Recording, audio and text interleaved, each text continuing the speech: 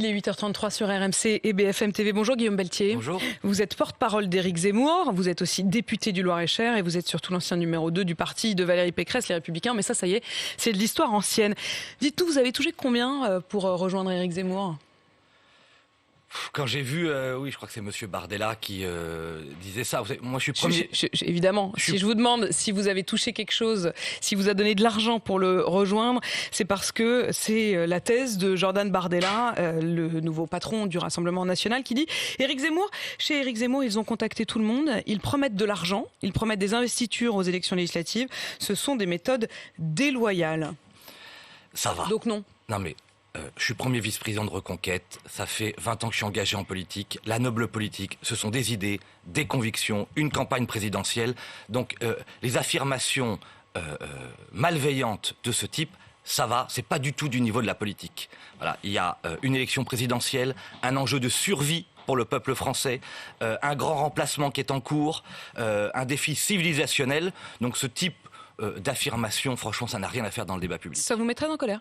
Ouais, parce que, non mais je trouve, Jordan Bardella, on partage plein de convictions communes. On se retrouvera, ils nous soutiendront le soir du 10 avril, probablement. Quel est l'intérêt ? Si on pouvait arrêter de se critiquer les uns les autres, de dire tout et n'importe quoi, et de regarder les Français en face pour leur dire, nous on a compris la question du grand remplacement. On sait qu'aujourd'hui, la question de l'islam et de l'immigration, elle est centrale. À l'heure où nous parlons, par exemple, Ophélie Meunier, une journaliste qui a eu le courage sur M6 de diffuser un reportage dans Zone Interdite sur ce qui se passe à Roubaix et sous protection policière. Richard Melka, très courageusement, demande d'ailleurs à toutes les chaînes de télévision de diffuser ce reportage. Les Français n'en peuvent plus. Et on en va à ce type de polémique, c'est pas du niveau, je vois pas et c'est très pas à la bien hauteur. Pourquoi vous mélangez tout ? Parce qu'il y a deux choses, il y a quand même une stratégie politique. Vous ne pouvez pas dire que vous ne faites pas de la stratégie politique. Vous ne pouvez pas dire que quand vous décidez de rejoindre Éric Zemmour, ça va pas être un énorme coup politique, évidemment une prise politique, une prise de guerre. On va parler de tout le reste, hein. Je ne méprise absolument pas toutes ces questions-là. Mais quand même, vous ne pouvez pas non plus vous faire le naïf alors que vous avez passé votre vie à passer d'un parti à l'autre. J'ai pas passé ma vie, attendez. Philippe de Villiers, Nicolas Sarkozy, Laurent Wauquiez, on a bien compris que mon positionnement il était ni à gauche ni au centre. Éric Zemmour, vous avez oublié, ça fait Oui, Éric Zemmour, la droite. Ma boussole, c'est la droite, premièrement. Deuxièmement, oui, dans l'acte que j'ai posé, puisque j'étais numéro 2 des Républicains, je suis député de la Nation, c'est un choix de conviction plutôt que de carrière. Oui, on peut faire des choix de conviction, ça vaut aussi, ça a de la valeur. Vous n'avez peut-être pas complètement oublié qu'il y avait un choix de carrière aussi derrière. Peut-être pas de l'argent, mais une circonscription. Non, c'est un pari. C'est un pari pour la France. Moi, je préfère ma patrie à mon parti. Et donc j'ai décidé, compte tenu de cet homme, Éric Zemmour, ce Français juif berbère venu d'Algérie, qui est tout sauf un politicien, qui pose depuis 30 ans un constat incroyablement courageux et qui a décidé d'aller dans l'arène électorale en faisant des propositions très fortes, la fin de l'immigration de masse, sauver notre école pour refaire de nos enfants des citoyens à l'esprit critique et libre, tout ça, ça compte. Tout ça, en tout cas, c'est très important pour moi, pour nous, dans ce combat politique, parfois affligeant. Il y a quand même, d'autres questions sur ces questions de ralliement. Il y a Marion Maréchal, est-ce qu'elle vous rejoint, est-ce qu'elle vous rejoint pas ? J'ai trop de respect, moi, pour la liberté et la souveraineté de chacun pour me faire le porte-parole de qui que ce soit. Je connais très bien Marion, j'aime beaucoup Marion. Maréchal, elle a posé, on l'avait fait d'ailleurs ensemble, j'avais créé la droite forte en 2013, elle avait posé à cet instant, elle, le principe de l'union des droites. Donc, oui, on espère qu'elle nous rejoindra, mais c'est à elle de décider quand, comment et si. Voilà, je ne suis pas son porte-parole ce matin et j'ai trop de respect pour sa liberté. Le seul ralliement qui nous intéresse, nous, au-delà des personnalités symboliques... Vous allez me dire que c'est les Français ? Oui, c'est ce qu'est en train de réaliser Éric Zemmour avec le peuple français. Remontons quelques instants en arrière. Oui. Éric Zemmour est parti de rien. Il n'a pas de parti. Aujourd'hui, 92 000 adhérents à jour de cotisation. Premier parti de France du jamais vu sur la Ve République en 50 jours, premièrement. Nos salles de meeting qui sont pleines de Cannes, à Chaumont chez moi la semaine dernière, Lille, samedi prochain, un grand discours et un grand meeting sur le pouvoir d'achat et la question des salaires. C'est pas tout à fait les mêmes proportions quand même qu'il y a eu pour Nicolas Sarkozy, pour Emmanuel Macron. C'est l'addition, vous savez, l'audience de ces émissions de télévision. Et plus largement, ce qui me marque, et ce que probablement les commentateurs ne voient pas encore, ce que même moi, j'ai eu du mal à voir, je le reconnais humblement à l'automne, c'est qu'Éric Zemmour s'appuie sur un courant profond, une lame de fond qui va tout emporter sur son passage. C'est que je suis persuadé, je le prédis ce matin, le soir du 10 avril, le duel de l'élection présidentielle, ce sera entre Emmanuel Macron et sa vision, qui est la sienne, qui n'est pas la nôtre, la mondialisation heureuse, la théorie du ruissellement, le mépris des classes moyennes, la méconnaissance de la France rurale, et Éric Zemmour qui nous dit: cette élection n'est pas un rendez-vous électoral comme un autre. Cette élection, c'est un défi de civilisation. Voulez-vous ou non que la France soit sauvée, que nos enfants vivent à nouveau dans un pays qui se réconcilie avec la grandeur et la prospérité? Il est là, pour vous, il est là le clivage. Le grand enjeu de l'élection présidentielle. Il est là le clivage, il est là l'enjeu. Vous avez dit tout à l'heure à propos de Jordan Bardella, il nous rejoindra le soir du premier tour. À l'inverse, est-ce que vous pouvez dire ce matin, si c'est Marine Le Pen, c'est nous qui la rejoindrons? Nous, ce que nous disons, vous connaissez trop la chose politique comme moi, il n'y aura, quelle que soit la configuration, aucune voix pour Emmanuel Macron. Ça, c'est un principe. Mais notre conviction profonde, et on se bat pour donc ça. Vous le dites pas tout à fait. Et notre conviction profonde, oui, en effet, c'est vous que ne voterez pas pour Emmanuel le Macron, soir, vous voterez pour Marine le soir Le Pen. du premier tour, vous allez voir la dynamique, ce sera entre Éric Zemmour et Emmanuel Macron. Pourquoi? Parce que ça, c'est des questions que je respecte, mais qui sont électorales. Pourquoi? Il est le seul à poser ce grand défi culturel qui est le grand remplacement, la question de l'islam politique qui n'est pas une question secondaire, qui est une question de survie de notre peuple. Le deuxième sujet qu'il pose, c'est la prise en compte, enfin, j'en suis l'un des élus, de la France rurale. Ces 20 millions de Français qui sont depuis des décennies abandonnés, oubliés, méprisés, avec des propositions fortes qu'il fait, comme la bourse naissance de 10 000 € pour chaque famille française dans la France rurale, pour prendre en charge les frais de garde avec une nounou, pour permettre de prendre en charge une partie des frais de transport, pour aménager... Une famille française, est-ce que ça veut dire que si c'est une famille qui a par exemple la double nationalité, mais qui a beaucoup d'enfants, est-ce que vous leur donnerez aussi la bourse? Non, famille française. 100% française? Oui, c'est-à-dire que... Mais si on est français et autre chose, on est quand même français? Oui, il y a la question de la double nationalité pose, selon nous, un certain nombre de problèmes. Donc nous sommes pour les familles françaises. Ici, attendez, parce que c'est important que chacun comprenne, dans les communes de moins de 2000 habitants, plus un certain nombre de communes éloignées d'un centre urbain, il faudra justifier de 2 années de résidence dans cette France rurale. Il y a à peu près 200 000 naissances chaque année dans la France rurale. C'est 2 fois moins que ce qui existe dans la France métropolitaine. Et donc ce que dit Éric Zemmour... Pendant 40 ans, on a tout donné aux banlieues, à la politique de la ville. Nous allons donner aux campagnes la France rurale. En un mot, pour que chacun comprenne, la politique économique et sociale d'Éric Zemmour se résume de la manière suivante. C'est une guerre des naissances. C'est moins d'argent pour les immigrés et les assistés, et donc plus de salaires pour les travailleurs et plus de bénéfices pour les entrepreneurs. Ça veut dire que chaque enfant qui naît sur le sol français ne sera pas à égalité?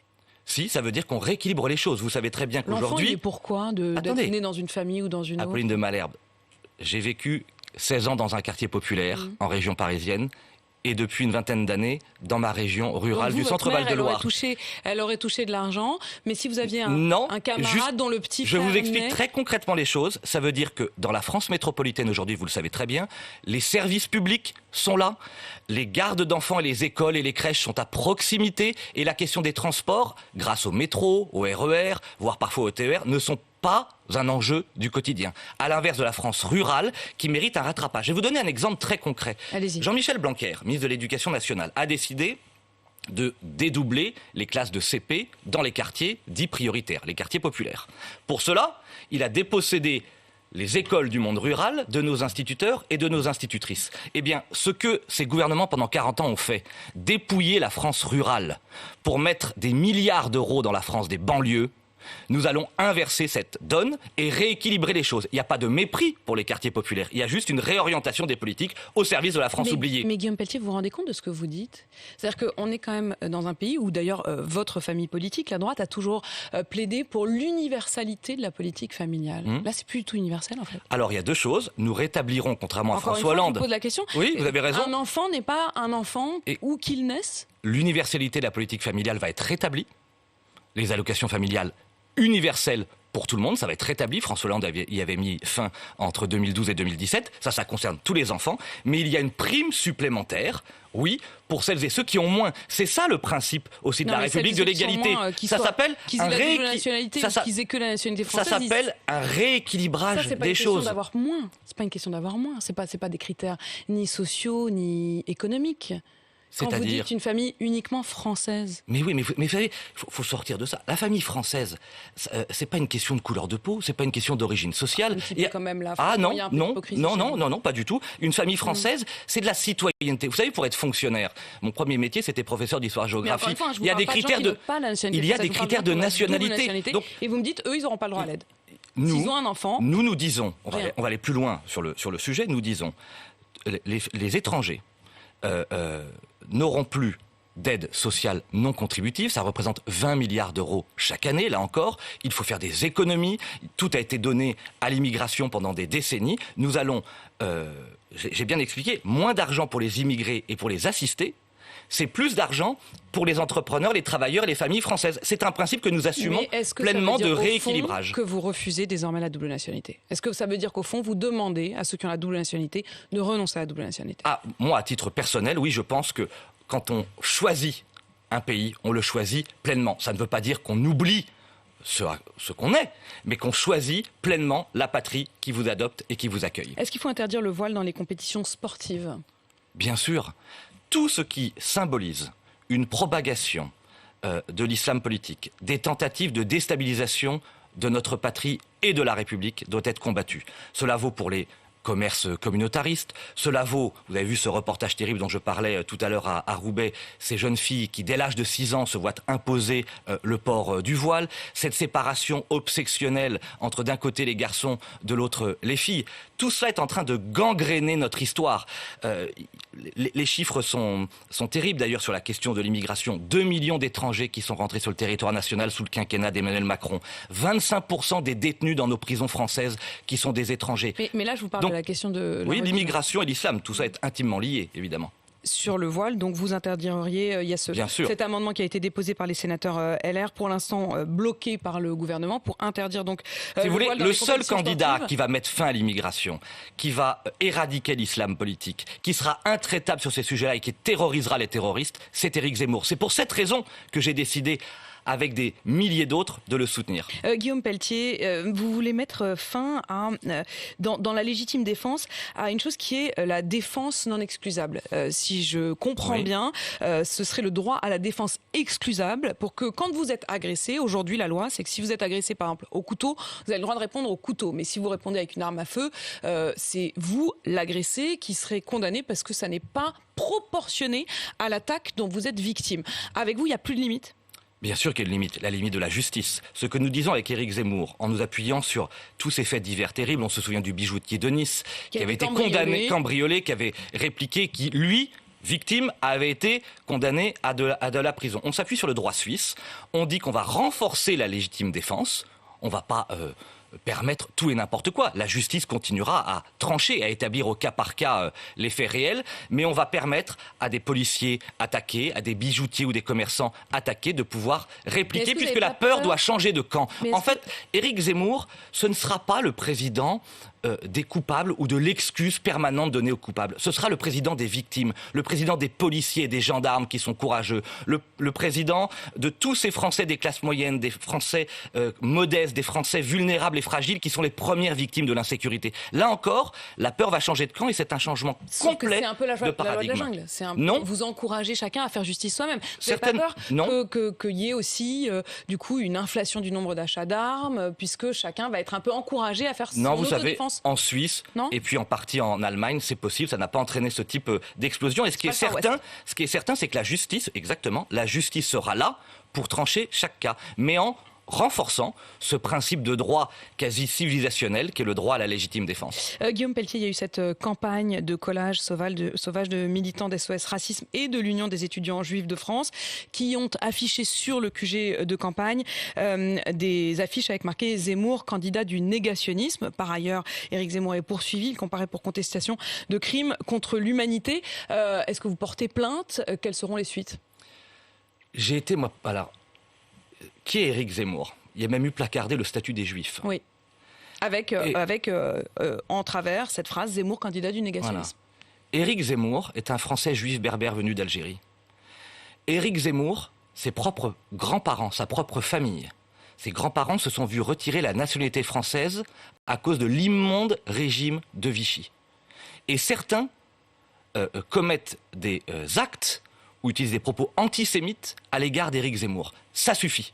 Éric Zemmour, il a le droit aussi, compte tenu de ce qu'il est, au respect de son identité et de ses origines. Mais l'identité n'a rien à voir avec les propos. Ah, franchement, aller coller sur le QG du candidat une affiche qui parle du statut des Juifs, dont la propre famille d'Éric Zemmour a été victime, c'est particulièrement choquant. Je comprends en effet que ce soit une bataille, mais pour autant, vous ne pouvez pas dire que le fait qu'Éric Zemmour soit juif fasse que quoi qu'il dise, il ne pourra jamais avoir de propos antisémites. Je n'ai pas dit ça, mais vous pourrez souligner quand même, avec hauteur et respect, causé, placardé sur un QG d'un candidat à l'élection présidentielle Est-ce juif. que vous porterez plainte ? Donc, probablement, c'est des péripéties de campagne, mais cette péripétie révèle des choses très graves. C'est que tout semble permis contre Éric Zemmour. Le Premier ministre Jean Castex sur Éric Zemmour, il dit Éric Zemmour, un certain nombre de ses idées ne sont pas républicaines et les idéologies et les régimes dont M. Zemmour se fait l'apologue, ça s'est toujours terminé tragiquement.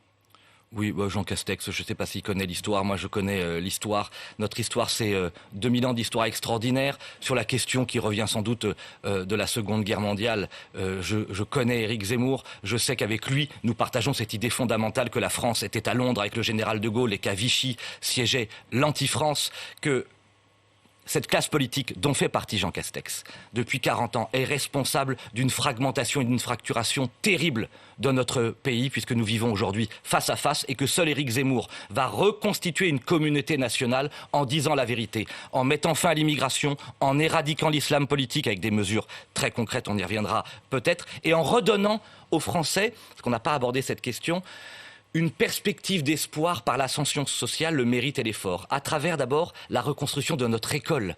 Nous allons remettre les savoirs fondamentaux à l'école. Nous allons chasser les lobbies LGBT et SOS Racisme. Nous allons recréer un certificat d'études à l'entrée de la 6e pour permettre à tous nos enfants l'égalité des chances et de devenir un jour quelqu'un. Nous allons lutter aussi contre cette immense injustice que sont les fraudes sociales. Je vous donne un exemple. Parce que vous parlez de la création de la première brigade nationale de lutte contre les fraudes. C'est qu'il n'y a pas vraiment d'égalité des chances pour les enfants qui vont naître. Ça, c'est quand même, pardon, je reviens là-dessus, mais parce que c'est quand même très frappant ce que vous avez dit sur le fait d'aider uniquement les familles qui ont vraiment un enfant. Donc, vous n'avez pas le sentiment qu'il y a une contradiction entre cette idée d'égalité des chances et la distinction des enfants qui naissent. Quel est le rôle de la politique ? De compenser.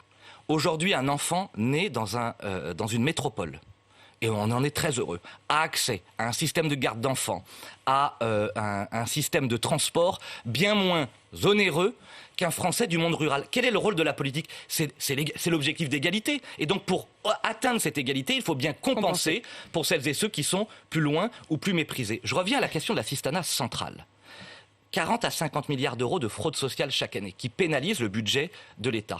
Nous allons créer avec Éric Zemmour, ça c'est une proposition très forte, la première brigade nationale de lutte contre les fraudes pour recréer un écart entre les revenus du travail et les revenus de l'assistance et lutter contre l'assistanat. Ce modèle existe, il a été créé par mon ami Éric Ciotti dans les Alpes-Maritimes en 2011. Il rapporte au département des Alpes-Maritimes 15 millions d'euros chaque année. Imaginez une seule seconde cette brigade au niveau national. Eh bien, c'est pas loin de 2 milliards d'euros qui seront récupérés et qui permettront de financer Petit clin d'œil à votre ami Éric Ciotti au passage.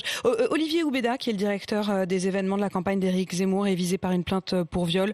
Le parquet de Paris ouvre une enquête et Olivier Houbeda sera entendu aujourd'hui même par les enquêteurs. Est-ce que ça change quelque chose ? Ça change rien. Moi, je suis très mal à l'aise sur toutes ces questions-là, parce que regardez ce qui s'est passé. Gérald Darmanin, on ne fait pas partie du même parti politique. Pendant 2 ans, on l'a accusé de viol. Pendant 2 ans, sa réputation a été salie. À la fin, un non-lieu. Un autre de mes anciens amis, Éric Woerth, en 2010, pendant 4 années, accusé de détournement de fonds publics. Sa réputation salie. À la fin, un non-lieu. Qu'est-ce qui fait l'originalité magnifique du système judiciaire français par rapport aux Américains, par exemple? Ce sont 2 principes sacrés, le secret de l'instruction et la présomption d'innocence. La justice doit protéger, oui, toutes les victimes, mais aussi les victimes, c'est-à-dire parfois des faux coupables, ceux dont la réputation est jetée en pâture et qui finissent par être innocentés. Donc j'appelle à beaucoup de retenue, le respect de la justice, bien sûr, mais en respectant ce principe sacré qui vaut pour tous, la présomption d'innocence. Guillaume Pelletier, si Xavier Bertrand avait gagné la primaire, vous seriez toujours chez LR ? Non, je lui avais Bon, dit... vous l'aviez soutenu, Non, j'avais dit au printemps que oui, je préférais Xavier Bertrand à Emmanuel Macron. Moi, l'un de mes combats, c'est de mettre fin au quinquennat terrible d'Emmanuel Macron. À l'époque, ni Éric Ciotti, ni Éric Zemmour n'étaient candidats. Et de manière incontestable... Mais vous vous êtes engagé pour Xavier Bertrand? Avant la primaire, avant qu'il fasse le choix de la primaire et avant qu'il s'engage à nouveau dans son combat absurde contre l'extrême droite, parce que notre combat à mener en 2022 jusqu'en 2027, c'est un combat pour la patrie, pour la France, contre l'islam politique, contre la souffrance de nos compatriotes. Et Éric Zemmour sera à la fois le président du régalien de l'autorité de l'État et le président du quotidien, avec, vous voyez, des mesures très concrètes pour permettre aux Français de retrouver le chemin de la prospérité.